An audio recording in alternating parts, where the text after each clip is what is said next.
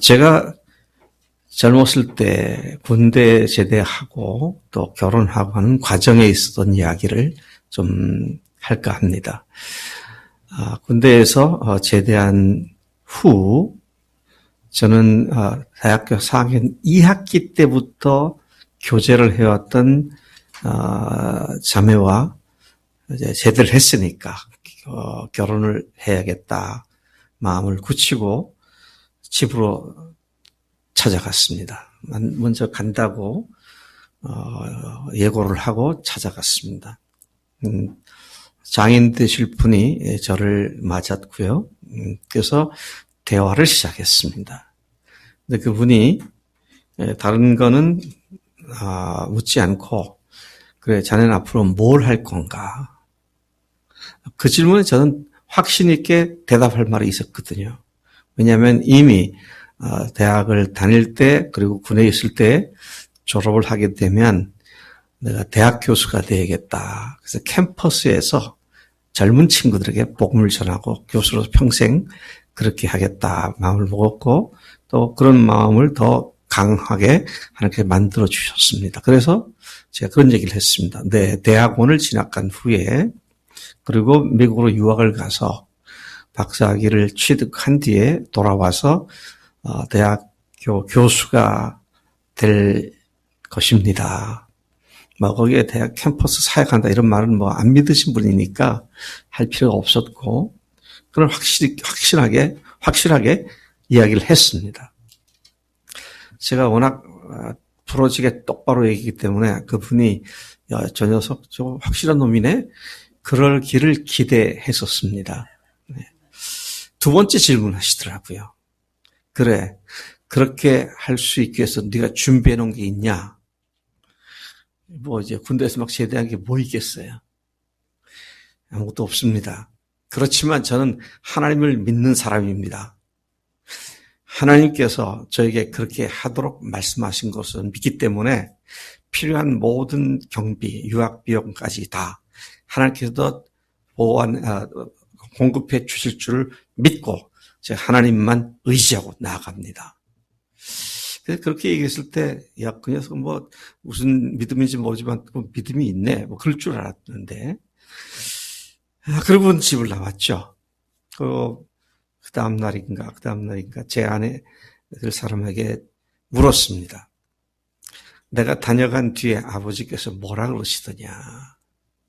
그러니까 하시는 말씀이 젊은 놈이 의지가 박약하여 자기가 최선을 다해서 애쓰고 힘쓰고 해야 하지 뭘 의지한다고. 그래서 제가 의지 박약한 놈이라는 타이틀이 딱 붙었어요. 그래서 그것이 저한테 충격이 됐습니다. 안 믿는 사람들은 믿음이 뭔지를 모르니까 그걸 의지 문제로 생각하는구나. 그래서 어쨌든 결혼을 했습니다. 참 장인 어른도 내가 보니까 자식 좋다는데 어떻게 할 수 없었겠죠. 결혼을 했습니다. 결혼을 했는데 학생이죠. 대학원 진학한 학생입니다. 그래서 2년 차 때, 대학원 2년 차 때 하나님께서 저에게 다시 말씀하시더라고요. 네가 대학 교수가 되는 것은 되는데 일반 대학 교수가 되지 말고 신학교 교수가 되라. 어떤 제 선배이시기도 하고 은사이기도 한 분을 통해서 그 길이 있다는 걸 알게 되었습니다.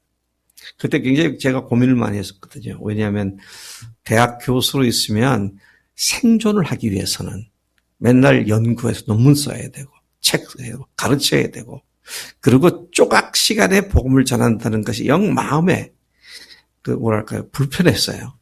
그리고 나에게 주신 하나님의 은혜가 풀타임으로 주 앞에 헌신하는 것이다.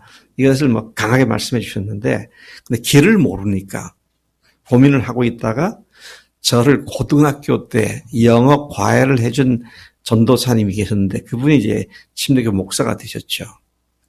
그분을 만나서 정말 몇 년 만에 만났죠. 고등학교 졸업한 후에 처음으로 만났는데 반갑게 대화를 하다가 저를 보고 지금 뭐 하고 있느냐.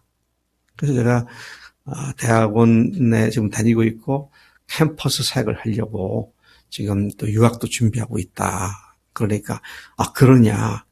그래서 그분이 대뜸 하는 말이 신학대학 캠퍼스 사역하면 어떻겠느냐고. 근데 이게 이상한 게요. 어찌 해야 할지 고민을 하고 있는데 그 말 들으니까 가슴이 뻥 뚫리면서 시원하더라고. 그런 길이 있었구나. 그래서 헌신하고 갔더니 이제 길을 열어주셨죠. 자, 그래서 신학교 3년을 공부를 하고 여기 침신을 하고 그때는 대전 목동에 있었습니다. 그리고는 졸업과 동시에 교수 생활을 3년을 했어요. 그만큼 그때 교수 요원이 될 사람이 없었기 때문이죠. 신학은 3년밖에 한 게 없어요, 제가. 처음에 제가 그래서 강의를 할 때는 별걸 다 했습니다. 뭐 했느냐? 국민윤리, 심리학, 이런 걸 했어요. 그러다가 이제 유학을 갔죠. 82년도에 이제 유학을 갔는데, 그때는 아들아이가 벌써 초등학교 2학년이고, 또 딸아이가 1학년이 되었고, 그래서 네 식구가 유학을 간 그 해 첫 번째 크리스마스를 맞이했습니다. 요즘은 카드를 주고받는 일이 거의 없어진 것 같아요. 아무 카톡에다가 그냥 메시지 보내고 그렇게 하는데, 그때는 카드 보내고 받는 게 큰 일이었잖아요. 근데 장인 어른이 카드를, 그것도 조그만한 게 이게 이만큼 큰 카드를 보냈더라고요. 만져보니 두툼해요. 야, 여기 돈 봉투가 들었나? 그래서 딱 펴보니까 이 큰 사이즈 전면에, 겉장에 태극기가 찍혀 있더라고요. 굉장히 큰 태극기죠. 그래서 저는 이제 크리스마스 카드니까 혹시 예수님 탄생된 어떤 카드라도 좀 보내셨나 했더니 난데없이 태극기 카드를 보내신 거예요. 그래서 겉장을 들쭉 속을 봤더니 제가 제 눈을 의심할 만한 얘기가 기록되어 있더라고요. 뭐라겠는 의지의 사나이 영철에게. 의지 박약한 놈이 갑자기 의지의 사나이로 바뀌어 있더라고요. 근데 그 얘기를 읽으면서 그렇구나. 내가 믿음으로 얘기할 때는 의지라고 말하더니 믿음으로 행하고 여기까지 오니까 그걸 의지가 강한 것으로 했다. 그때 믿음으로 얘기할 때는 의지 박약한 놈이라고 했잖아요. 근데 같은 믿음인데 나타난 결과는 반대인데도 여전히 의지로만 한 것으로. 그래서 믿지 않는 사람들과 믿는 사람들의 근본 차이가 이거구나. 그래서 저는 그때부터 내가 지금 하고 있는 것이 신념인가, 의지적인 신념인가, 아니면 믿음의 신앙인가, 이것을 늘 살피면서 주님을 쫓아오는 삶을 살았습니다. 어떤 사람들은 신념을 신앙으로 착각하고 있더라고요. 그런데 신념과 신앙이 어떻게 다른지 제가 한번 생각나도 쭉 적어보았습니다. 신앙과 신념은 같은 말 같지만 전혀 다른 말이죠. 의미가 다른 것입니다. 신념은 자신의 생각을 확신하는 것이지만 신앙은 하나님께서 주시는 것입니다. 선물로 주신다. 믿음으로 말미암는 것이다. 선물이다. 그렇게 말씀하시죠. 신념은 어떤 것에 관한 생각을 믿고 확신하는 것이지만 신앙은 인격체이신 하나님 그분을 믿고 확신하는 것이다. 믿는 내용이 다른 겁니다. 하나님께서 뭘 해주겠다고 하는 그 말씀을 믿기 전에 하나님 자신을 믿는 것이 신앙이고, 신념은 뭘 할 것에 대한 자기의 생각을 믿는 것이고, 전혀 다른 이야기를 하고 있는 것이죠. 신념은 자신으로부터 생겨났기 때문에 그 자신이 죽으면 그것은 끝나지만, 신앙은 하나님께로부터 나오는 것이기 때문에 신앙인이 죽어도 그 동일한 신앙은 계속 후대에 이어지어 가는 것이죠. 참 신비한 일입니다. 제가 우리 교회에서 처음 만난 많은 분들을 만났지만 그 안에 예수님이 주인으로 부활하신 증거를 붙잡고 주인이라고 믿고 사시는 분을 만나면 오래 알아보지도 않아도 그냥 마음이 그냥 통하잖아요. 강선우 형제 내가 얼마나 교제했어요. 섬이나 우리 집사님은 별로 우리 교회 오기 전에 전혀 몰랐잖아요. 근데 그 속에 계신 주님을 발견하게 되니까 그냥 마음이 통하는 거죠. 그러니까 신념은 각 사람마다 다르지만 신앙은 동일한 것이다. 이런 사실을 우리가 볼 수 있게 되는 것입니다. 신념은 그것을 가진 사람 스스로의 능력과 견고, 강력한 정신력을 요구하지만 신앙은 오히려 반대로 인간의 무능함을 깨닫고 전능하신 하나님을 전폭적으로 의지하는 것을 요구하는 것이 신앙이다 하는 것이죠. 그래서 의지가 박약하면 자기가 믿는 것을 이룰 수 있는 사람은 아무도 없습니다. 중간에 포기하니까요. 근데 신앙은 중간에 포기하고 싶어도 성령님께서 계속 또 확신을 시켜주셔서 또 나가게 되고 그렇게 이루어지는 걸 봅니다. 그래서 강한 신념을 가지는 사람은 많지 않습니다. 그래서 그런 사람 만나면 사람들이 굉장히 도전을 많이 받습니다. 그러나 신앙은 어린아이부터 노인에게까지 학력 고하를 막론하고 연령 고하를 막론하고 누구에게나 주시는 하나님의 선물이 신앙이다라는 사실을 보게 됩니다. 그러니까 예수 믿고 신앙이라고 하면서 신앙인의 삶을 자기 노력으로 살려고 하면 큰 오산입니다. 자기가 성실하고 자기가 열심을 다해서 주님을 섬겨야지. No way. 그렇지가 않습니다. 정말 내가 형편없는 존재인가를 깨달으면 깨달을수록 더 주님을 의지하게 되기 때문에 그 속에서 주님이 하셔서 네가 한 거 아니야. 내가 한 거지. 그걸 가르쳐 주시고 그래서 어떤 것도 내가 계획하고 디자인해서 그대로 추진력을 가지고 나가서 하는 그런 것이 아니라는 겁니다. 저는 며칠 이제 한 달 가까이 되는데요.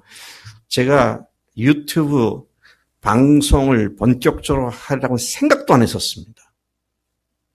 근데 주님께서 유튜브 방송을 하도록 많은 사람들의 통해서 많은 아이디어를 주시더라고요. 네. 여러분들 혹시 이제 그게 방송되기 시작하면 들어가서 뭐부터 하셔야 되나요? 구독과 좋아요를. 네, 마이크도 샀고, 또 우리 교회, 임원석 형제나 현준 형제가, 이 일에 또 아주 탁월한 또 능력이 있더라고요.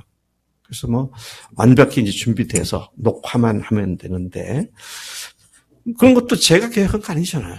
하나님께서 이 사람 통해서 이렇게 말씀해 주시고, 이렇게 기도를 해주시고, 하다가 종합해서 보니까, 이렇게 하라고 하시는구나. 그래서 여러분, 우리가 교회 일도 미리 예상하고 계획하는 것이 필요하지만, 언제든지 주님께서 주권적으로 개입하셔서, 아니야, 이렇게 해. 그러면 내 주님. 그리고 조착하면 하나님께서 하나님의 일을 우리를 사용하셔서 하시게 된다. 이게 신앙입니다. 신념은 절대 그렇지 않죠. 정확하게 기계에 아주 어긋나지 않게 잘 계산해서 계획하고 거기에서 다음 스케줄은 뭐가 어떻게 돼야 되고 그렇게 되지만 신앙은 하나님께서 하신다고 믿어졌으면 그냥 순종하고 나가면 단계 내가 전혀 예상치 못했던 일들을 주님께서 해 가신다. 그래서 제 집사님 사업도 그렇게 하면 아무 걱정 없어요. 네. 아멘이시죠? 예. 혹시 압니까? 제가 본 한 아구탕이 대박 날지. 자, 이와 같이 신념이 아니고 신앙으로 산 많은 믿음의 사람들에 대한 이야기를 집약해서 간단하게 기록해 놓은 성경의 챕터가 어디죠? 히브리서 11장입니다. 그걸 믿음장이라고 그러죠. 오늘 우리가 읽은 본문 말씀은 바로 그 믿음장에 한 나이 많은 노부부의 이야기가 짧게 요약되어 있습니다. 그 사람은 특히 그 중에서 부인인 여자 그 사람은 사라였습니다. 사라라고 하는 이름의 사람이었습니다. 제가 보니까 예수 믿는 사람들이 이 이름을 굉장히 좋아하더라고요. 그래서 미국에 갔을 때에도 사라라는 이름이 굉장히 많더라고요. 미국 발음은 세라 그러죠. 세라. 네. 근데 한국 사람들도 사라라는 이름을 많이 짓고 그렇게 이름을 부르더라고요. 그만큼 성경을 아는 사람들이 성경에 본받고 싶은 인물로서 자기 딸이 사라 같은 인물이 됐으면 좋겠다. 그런 소망으로 이름을 짓고 있는 것을 보게 됩니다. 이 사라라고 하는 여인에 관한 이 두 구절, 11장에 나오는 두 구절, 11절과 12절이죠. 이 두 구절에서 특별히 제 눈을 사로잡는 표현이 되면 죽은 자와 같은 한 사람으로 말미암아라고 하는 말씀입니다. 아브라함의 아내 사라는 결코 믿음이 대단하거나 또는 의지가 강한 그런 여인은 아니었던 것으로 보입니다. 그녀의 나이가 65세가 되었을 때 75세 된 10살 자기보다 나이가 많은 아브라함이 믿음의 행보를 내릴 때 그냥 따라갔습니다. 제가 생각을 해봤어요. 아브라함이 갈 때 사라도 아멘 여보 내가 같이 갈 겁니다. 그랬을까? 아니면은 그래도 남편이 가시니까 그냥 순종하고 갔을까? 그런 생각이 들었어요. 우리 집 사람이 지금 교회 목사 사모가 됐잖아요. 근데 내가 신학교 간다 그럴 때 아멘 하나님께 당신을 목사로 부르시니 감사하네요. 갑시다. 그랬겠어요? 아니면 뭣도 모르고 남편이 간다니까 그냥 따라왔겠어요? 후자가 맞습니다. 어떻게 아셨어요? 참 그래도 내가 그 아내를 보면서 그래도 믿음이 전혀 없는 건 아니고요. 그래도 기본이 있죠. 기본. 최 집사님 기본이 없는 여자로 생각하면 안 됩니다. 나도 오늘 저녁에 살 길을 좀 찾아놔야지. 그래서 졸지에 신학생 부인 됐잖아요. 그러고는 또 졸업할 때가 되니까 텐트 치고 개척한다고 그러니까 또 그것도 또 좋다고 또 나중에 학교에서 강의를 하라 그래서 그거 안 한다고 했더니 저 사람이 얼마나 섭섭해 하는지. 3년 만에 완전히 텐트 개척교회 전도사 아내가 됐더라고요, 보니까요. 참 믿음으로 그렇게 나랑 같이 갈 수 있게 해주셨구나. 그래서 사실은 제가 오늘 제 아내 걸 모처럼 이렇게 읽으라고 이게 프린트아웃 해왔는데, 아까도 교회 오면서 읽으라고 했더니 안 하겠다 그래서 제가 가정의 평화를 위해서 그냥 읽지 않습니다만은.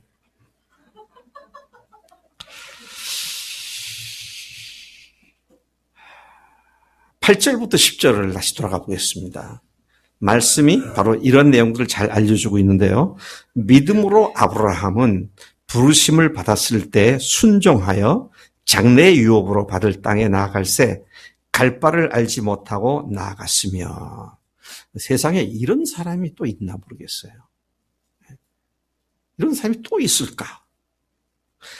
아브라함에게 하나님께서 너 그 고향 아버지 집 떠나라. 거기까지는 들을 수 있어요. 근데 어디로 가라고 말씀 안 하신 거세요. 내가 너에게 지시할 땅으로 가라. 어디는 동서남북 어디로 가라는 얘기예요. 근데 갈 바를 알지 못하고 나아갔다 그랬습니다. 이게 믿음이에요. 제가 아까 말씀드리기를 주님이 하라시면 어떻게 해요? 순종하고 가면 그 다음에 단계 아주 정확하고 구체적으로 인도하시는 삶이 가능해진다라는 것이죠. 그때 떠날 당시의 상황을 지금 우리 히브리서 보고 있지만 구약 창세기 12장 1절부터 3절까지가 잘 기록해주고 있습니다. 하나님께서는 이 말씀에 보니까 아브라함에게 고향과 친척과 아버지 집을 떠나 앞으로 내가 네게 보여줄 땅으로 가라. 알려준 것도 아니야. 앞으로 알려주겠다는 겁니다. 근데 가라는 거예요. 그러면서 내가 너로 큰 민족을 이루고 네게 복을 주어 내 이름을 창대하게 하리니 너는 복이 될지라. 너를 축복하는 자에게는 내가 복을 내리고 너를 저주하는 자에게는 내가 저주하리니 땅의 모든 족속이 너로 말미암아 복을 얻을 것이다. 그 말씀을 듣고 그가 무작정 떠났다는 거잖아요. 이런 하나님의 부르심에 순종하여 그는 아직 어디로 갈지 목적지도 모르는 상태에서 믿음으로 이렇게 말하는 게 더 나을지 모르겠어요. 믿음으로 무작정 가족을 데리고 떠났다. 그런 얘기를 할 수가 있을 겁니다. 그가 그렇게 자기 고향 아버지 친척 집을 다 떠날 때 나이가 75세였습니다. 정섭이 형제처럼 40대 중반쯤이라면 괜찮아요. 어디 가도 뭘 못하겠어요. 그런데 75세면 내가 제일 가깝네. 그죠? 네. 최집사님도 어디 가라 그러면 지금 쉽지 않을걸요? 네. 근데 75세 된 노인 보고 가라 그러시니까 가더라고요. 이것저것 따지면 못 가지요. 근데 혼자 따는 게 아니라 가족 데리고 가라는 겁니다. 그러니까 아직 영문도 모르는 와이프 데리고 가라는 얘기예요. 조카 로또 따라가고요. 그 다음에 자기 집에 있는 그 일하는 일꾼들도 같이 따라가고, 소떼, 양떼 다 따라가고. 이게 거대한 이동 아닙니까? 개나리 보침 하나 딱 등에 지고 가면 문제가 없죠. 근데 딸린 식솔들 하면, 그 많은 양떼, 소떼들 간다고 하는 게 이게 상상하기 어려운 일이잖아요. 근데 그가 그렇게 갈 바를 알지 못하고 순종의 발길을 옮기기 시작했을 때에 그에게 약속하신 바를 하나님께서는 구체적으로 단계마다 알리셨고 아브라함은 그렇게 하나님부터의 의로운 자로 그 믿음 때문에 하나님께로부터 의로운 자라는 부름을 받게 되는 것이죠. 의로운 자다. 의롭게 여기셨다. 그렇게 말씀하죠. 그가 받은 약속의 내용이 뭡니까? 그가 믿은 내용이 뭡니까? 그것은 하나님이 계획하시고 지으실 터가 있는 성을 바라보는 것이었습니다. 왜 떠났느냐? 그럴 때 하나님이 직접 통치하고 다스리시는 마귀와 악한 존재들이 세상을 뒤죽박죽 만들어놨는데 그런 것들이 제거되고 하나님이 완전 통치가 이루어지는 그런 거룩한 성을 바라보고 그 성을 지을 터를 바라보고 그가 그를 떠났다. 오늘 본 말씀이 그렇게 말씀하시죠. 여러분, 오늘 우리가 무엇을 목표로 삼는 자들입니까? 우리가 무슨 사명을 받은 자들입니까? 하나님의 통치가 온전하게 이루어지는 것이 성경에서는 뭐라 그랬어요? 하나님의 통치가 온전히 이루어지는 장소가 어디예요? 하나님 나라입니다. Kingdom of God이죠. 하나님의 왕국입니다. 그분이 왕 되셔서 지난주에 여러분들이 오늘 간증할 때 왕에 대한 얘기 말씀하셨는데 그분이 왕이 되셔서 잡신들과 귀신들과 악한 영들이 사람들을 혼란시키지 못하는 완전히 하나님께 순종하고 복종하는 사람들만 구성된 하나님의 의와 평화가 정착된 그런 거룩한 성을 바라보면서 자기가 살고 있었던 하란 땅, 메소포타미아 상류지 일대 거기에서 온갖 우상과 잡신들을 섬겼던 거기에서 벗어나 하나님을 섬기는 하나님의 통치를 받는 거룩한 성을 바라보면서 그들이 그렇게 움직이기 시작했던 것을 보게 됩니다. 오늘 우리도 아브라함과 동일한 목적, 즉 하나님의 직접적인 통치가 있는 성을 향하여 달려가는 중인 줄로 믿습니다. 이 본문에서 우리가 다시 주목할 것은 사라가 약속하신 분을 믿었다. 그 말씀이죠. 아브라함의 믿음은 그렇다 치더라도 그의 아내 사라는 어떤 믿음이었습니까? 그 본문이 이에 대해서 분명히 말씀해 주시기를 11절에 그 말씀을 해줍니다. 믿음으로 사라 자신도 나이가 많아 단산하였으나 잉태할 수 있는 힘을 얻었으니 이는 얻었는데 그렇게 됐는데 어떻게 그렇게 가능했냐? 이는 약속하신 이를 미쁘신 줄 알았습니다. 그랬어요. 약속하신 분이 하나님이시잖아요. 하나님은 얼마든지 믿을 수 있는 분이다. 미쁘신 분이다. 그가 그렇게 믿었다는 것이죠. 숙기자매 이든이가 엄마를 믿어? 네. 엄마 말은 반만 믿자. 그래가지고 엄마가 뭐라고 하면 맞는 건지 틀린 건지 확인해보고 그리고 자신이 없으면 아빠한테 아빠 엄마 말이 맞는 거야? 그래갖고 믿는다면 얼마나 불편하겠어요. 근데 엄마를 믿으니 엄마가 얘기는 다 믿어 애들이요. 그렇죠? 뭐 자기가 판단해가지고 맞고 틀리네 이렇게 하지 않습니다. 그냥 믿습니다. 왜? 엄마를 믿기 때문에요. 우리가 하나님으로 믿는다면 하나님이 하신 말씀에 대해서 다투지 않습니다. 그 말씀 가지고 이게 맞는지 틀린지 고민하고 이게 틀린 것 같다 이렇게 하지 않아요. 그냥 하나님을 믿으니까 그분의 말씀은 100%다 아멘인 것이죠. 아멘입니까? 한번 내가 물어볼게요. 누구한테 물어봐야 되나? 우리 정미연 자매. 예수님을 주인으로 모신 지가 이제 그렇게 오래되지 않았잖아요. 네. 하나님 말씀, 이제 그때 그러고 나서 하나님 말씀이 한 10% 믿어집니까? 아니죠. 다 믿어지죠. 다 믿어집니다. 이거 신비한 일입니다. 주님을 믿으니 다 믿어지는 겁니다. 사라가 하나님을 약속하신 그분을 믿으신 분인 줄 알았기 때문에 자기가 나이가 많아서 단산하였지만 잉태할 수 있는 힘을 얻었다. 그럼 이게 무슨 말입니까?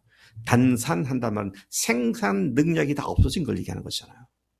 여자들이 생리가 그쳤다는 얘기입니다. 더 이상 임신할 수 없다는 얘기예요. 그걸 사라가 자기 몸을 잘 알잖아요.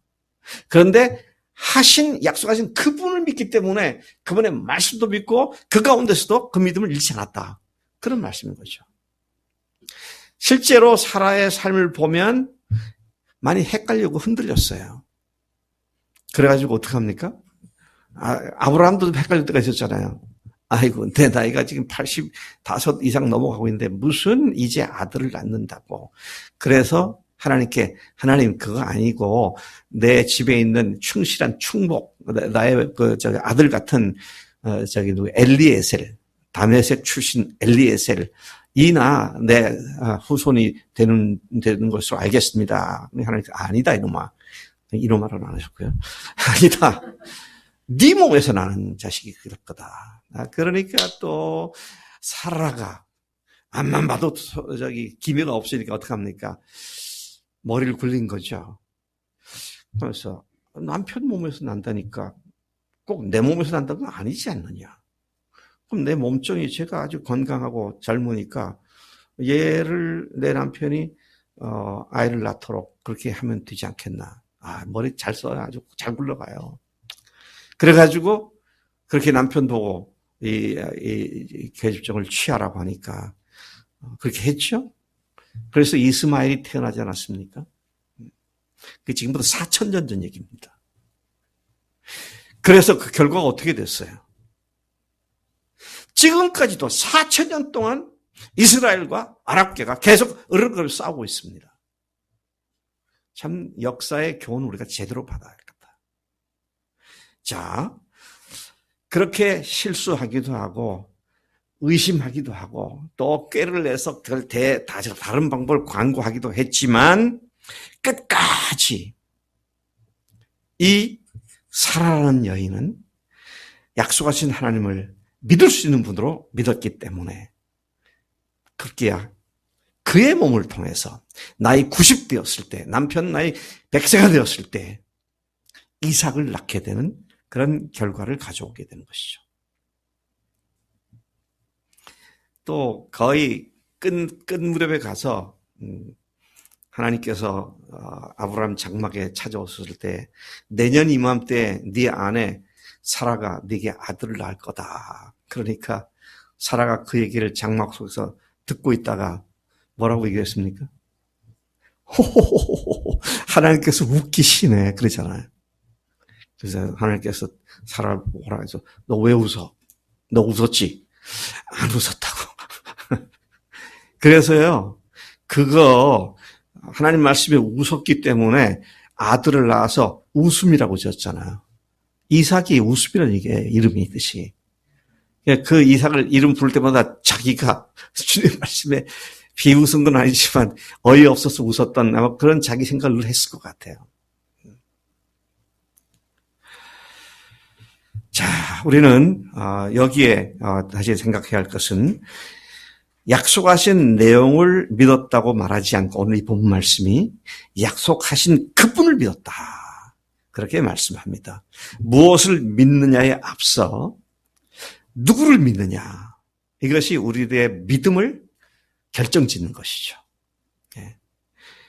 우리는 예수님을 누구로 믿습니까?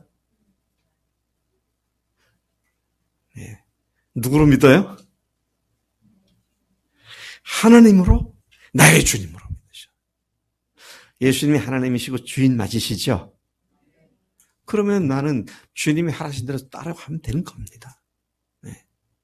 따라하면 돼요. 우리 고자매님 물어보십시다. 그 섬마을 사장님이시잖아요. 확장을 하려고 그러는데 돈이 한 5천만 원 더 필요해요. 그러면은 그거 걱정하는 거 알바하는 분이 걱정합니까? 누가 해요? 그렇죠. 사장님이 하셔야지. 참 최집사님이 편하게 살려고 사장 직함을 이렇게 넘겨주신 것 같아요. 오너의 책임이지 매니저의 책임이 아닙니다. 우리가 하나님을 믿되 그분을 주인이라고 한다면 in everything 모든 면에 그분이 하나님이시죠. 모든 면에 주인이시고요. 그러니까 그분께서 하라신다고 하면 그냥 순종만 하면 되는 거죠. 세상에 이렇게 편한 일이 어디 있습니까? 네? 믿는 게 그거예요. 순종하는 겁니다. 나의 주님이시니까 나는 순종하는 거죠. 그러면 그분께서 오너가 되시니까 그분께서 해결해 주신다는 사실을 우리가 확인할 수 있는 것입니다. 하나님이 전지전능하신 분이심을 믿는다면 그렇잖아요. 우리가 하나님을 전지전능하신 하나님을 믿잖아요. 아멘이시죠? 그러면 어떠십니까? 그분이 모든 것을 아시고 모든 것을 해결할 수 있는 분이라는 사실을 믿는 것이죠. 그 어떤 것도 두려워하지 않을 수 있는 이 믿음 가운데 있을 수 있다는 것이죠. 하나님은 은혜와 자비가 풍성하신 하나님이시다. 그렇게 믿으시죠? 예? 안 믿으세요? 자비와 은혜가 풍성하신 하나님이시다. 그렇게 믿으시잖아요. 그러면 그분께서 자기를 찾는 자들과 자기를 의지하는 자들을 철저히 돌보시며 모든 죄와 악으로부터 구원하시고 보호해 주신다는 것을 믿는 것은 너무도 당연한 일이죠. 믿는다고 하는데 안절부절하고 한다면 그건 믿음이 아니죠. 믿는다고 하는데 내가 계속 방법을 찾아서 이런 궁리 저런 궁리를 하는 거 그것도 그거 바로 믿음이 아닙니다. 찾긴 찾아야 되지만 주님께서 뭘 보여줄까? 그걸 찾는 거예요. 그래서 예수님께서 구하라, 찾으라, 문을 두드리라고 그러셨잖아요. 찾는 건 입으로 구하는 건 입으로 구하지 않습니까? 기도하는 겁니다. 찾는 건 눈으로 찾죠? 돌아가면서 그 기도에 하나님께서 어떻게 역사하시나 돌아보는 겁니다. 그리고 문을 두드리는 건 몸으로 두드리는 거죠. 손으로 가서 부딪혀서. 그래서 이 방법을 하나님께 주신 것인가? 그래서 가서 부딪혀 보는 겁니다. 그래서 그 과정에 하나님께서 확신을 주시니까 그러면 중간에 어려우면서 더 이상 문제 되지 않고 담대하게 끝까지 갈 수 있는 그런 믿음의 자리에 우리가 있게 된다는 것입니다. 자, 오늘 중요한 핵심적인 메시지는 세 번째, 죽은 자 같은 한 사람으로부터 생겨난 허다한 후손들이다.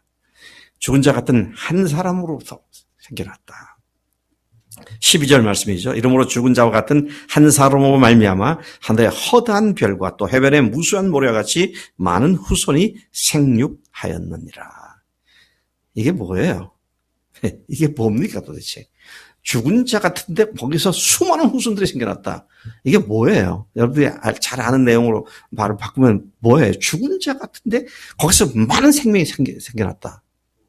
부활입니다. 이게 부활이에요. 기가 막힌 얘기입니다. 이게. 네? 참 역설적인 얘기입니다. 죽은 자 같은데 거기서 많은 사람들이 후손들이 생겨났다. 누구로부터? 한 사람으로부터. 믿음으로 반응하는 한 사람으로부터 수많은 영혼들이 생겨나게 되었다. 예수님 한 분이 죽으시고 부활하시는 그 한 분의 하나님의 오시고 죽으심이 온 인류를 구원하는 어마어마한 일을 가져오게 되죠. 여러분, 죽음은 뭐죠?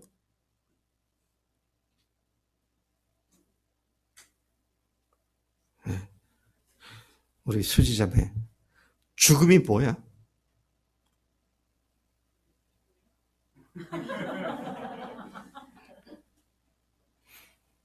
죽음은요, 모든 게 끝장났다는 겁니다. 네? 끝장났다는 거예요. 그렇죠? 더 이상 소망이 없고, 그것으로 모든 것이 끝나버렸다는 것을 의미하는 것이죠. 그런데, 사라는 자기 몸에 단산되었고, 태가 닫힌 것을 알고도 믿음으로 약속의 자녀를 얻게 되었다. 이거 보니까 사라가 갖고 있는 근본 신앙이 부활 신앙이더라고요. 죽음에도 불구하고 일어날 수 있다고 하는. 나중에 아브라함이 이삭을 한 15살 됐을 때 모리아 산에 바치라 그러시잖아요, 하나님께서. 근데 바쳤죠. 근데 하나님께서 대신, 이삭 대신에 뿔 달린 양을 갖다가 거기다가 숲에 걸리게 해가지고 그걸 대신해서 제사를 드리게 했죠. 그런데 그 창세기 사건을 지금 히브리서 11장에서는 아브라함이 그렇게 하시던 것이 하나님께서 그를 죽은 자 가운데 능히 다시 살리실 것을 믿었기 때문에 그렇게 할 수 있었다. 뭡니까? 부활을 믿었기 때문이었습니다. 근데 기독교 신앙의 부활이 가장 핵심이에요, 결국은. 모든 게 끝나버린 것이 죽음인데 죽음을 완전히 극복해버리고 죽음을 향해서 빈정거리면서 네가 쏘는 화살이 도대체 뭐냐? 네가 쏘는 관역이 뭐냐? 사망아, 너 웃기는 거 아니냐? 예수 그리스도를 말미암아 우리에게 승리를 주시는 하나님께 감사하다. 이 고린도후서 15장에 나오는 끝부분에서 외치는 것이 아닙니까? 죽은 자 같은 몸에서도 주님이 하시면 하실 수 있음을 믿었다는 말이죠. 여기에서 예수님의 부활의 예언적인 상징적 그림자를 우리가 읽을 수가 있는 것이죠. 예수님은 십자가에 못 박혀 죽으셨습니다. 그리고 그분을 꼬박 3년간 따라다녔던 제자들 모두는 그분의 죽음 앞에 좌절하고 낭망하고 이스라엘의 왕이고 뭐고 하나님 나라고 뭐고 다 끝장났다고 허탈해서 흩어졌습니다. 왜? 그분이 죽었으니까. 왜? 죽었으면 왜 그렇게 하면 돼요? 끝장이니까. 끝! The end! 그러고 끝난 거잖아요. 영화관에서 이게 끝하고 있으면 그 다음에 계속 앉아서 볼 사람이 있어요? 다 일어나가죠. 볼장 다 본 거예요, 거기서는. 근데 사망이 그런 것이잖아요. 죽음이 그런 것이다, 그러시죠. 그런데 그녀는, 사라는 오히려 약속하신 그분을 믿을 수 있는 분이라고 믿고, 믿음으로 허다한 무리가 거기에서 생겨나게 된 것을 본다는 것이죠. 그 결과가 무엇입니까? 단순히 아들 이삭 한 사람을 낳은 것이 아니라 그 아들 한 명으로부터 하늘의 허다한 별과 같이 바다에 펼쳐져 있는 무수한 모래 같은 많은 후손들이 생겨난 것을 우리가 성경에서 확인하게 됩니다. 어떤 의미에서도 모든 가능성이 다 끊어진 상황에서도 믿음을 포기하지 않음으로써 믿음의 조상과 열국의 어미가 되는 그런 아주 귀한 포지션을 갖게 되었죠. 하나님은 죽은 자와 같은 한 사람을 찾고 계십니다. 팔팔하게 살아있는 사람을 찾지 않으세요. 죽은 자와 같은 사람을 찾고 계십니다. 무슨 말입니까? 주님이 아니시면 나는 아무것도 할 수 없습니다. 철저히 고백한 사람들을 주님께서는 들어 쓰신다는 것입니다. 그러니까 여러분, 사람들 앞에서 내가 뭐 어쩌고 따질 거 없어요. 그냥 주님 앞에 내가 얼마나 연약한 존재인지 이것만 분명히 알면 그것으로부터 우리는 겸손할 수밖에 없고, 또 주님께서 그런 사람을 쓰시기가 불편함이 없으세요. 왜? 전폭적으로 의지하게 되니까. 이게 하나님께서 나를 통해서 일하신다. 이거는 어마어마한 사건을 불러올 수 있는 보증수표가 되기도 하는 것이다 하는 것이죠.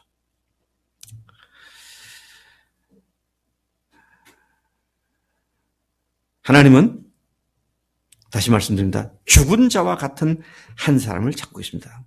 그러한 그가 주님과 주님의 약속을 끝까지 믿고 믿음으로 나아가는 그런 한 사람이 주님 앞에 쓰임받을 수 있기 때문이다. 자, 이제 마지막 이야기를 하겠습니다. 부활하신 예수님께서는 승천하시기 전에 주님의 모든 제자들에게 가장 크고 위대한 명령을 주셨습니다.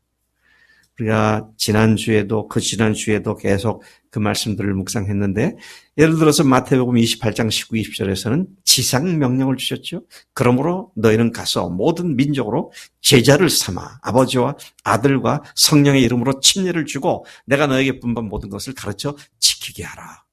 모든 민족으로 제자를 삼으라 그러셨죠. 마가복음 16장 15절에서는 넌 온 천하에 다니며 만민에게 복음을 전파하라. 그런가 하면 누가복음에서 보면 누가복음 마지막 24장 47절에 또 그의 이름으로 죄사함을 얻게 하는 회개가 예루살렘에서 시작하여 모든 족속에게 전파될 것이 기록되었는데 너희들이 바로 그 일의 증인이다. 주님의 또 사도행전 1장 8절도 우리 잘 알지 않습니까? 오직 성령이 너희에게 마시면 너희가 권능을 받고 예루살렘과 온 유다와 사마리아와 땅끝까지 이르러 내 증인이 되리라 그러셨잖아요. 이건 다 같은 말씀입니다. 같은 명령이에요. 주님이 유언 같은 말씀을 통해 모든 족속들에게 부활 증인으로서 복음을 전파하고 제자를 삼으라고 명령하셨습니다. 이 명령 앞에 선 내 모습이 마치 죽은 자와 같은 한 사람이어야 한다는 것입니다. 주님 명령하셨으니까 제가 열심히 하겠습니다. 그거가 안 된다고요. 그거 아니에요. 주님이 이 명령을 주셨으니 저는 못합니다. 주님이 도우셔야만 할 수 있습니다. 주님 도우실 줄로 믿고 그냥 순종만 하겠습니다. 되고 안 되고는 주님의 손에 달렸습니다. 저는 순종합니다. 그렇게 되면 되는 거예요.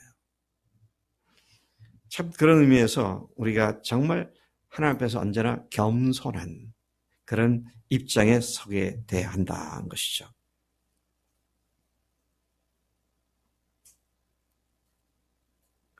아직 영적으로 새 생명을 낳아본 경험이 없으십니까? 부끄럽게 생각하지 마세요. 그게 현실이니까.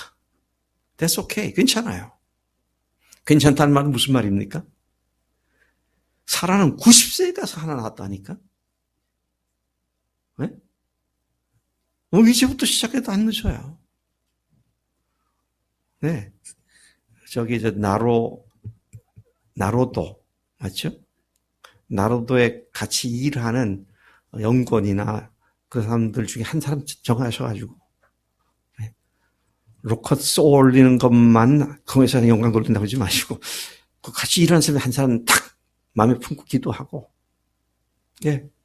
그래서 주님께서 그를 통해서 또 다른 영혼들을 계속 주 앞으로 도르게 하는 일꾼들로 삼으시는 그런 일이 있게 될 줄로 믿습니다. 우리 이제 기도할 제목은 하나님, 제가 죽은 자와 같은 그런 존재일지라도 저에게 이삭을 낳게 해주세요. 그런 기도를 해야 마땅할 줄로 믿습니다. 우리는 사명의 사람들입니다.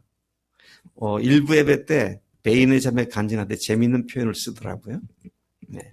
어제 이한이하고 같은 또래 만 2살짜리 아이가 우리 수지 자매가 전도하기 위해서 아까 그 장면 조금 나왔지만 참 결정적으로 안 믿던 가족들이 셋이 몽땅 어제 교회 왔더라고요. 아이 이제 학원 미술 공부하려고.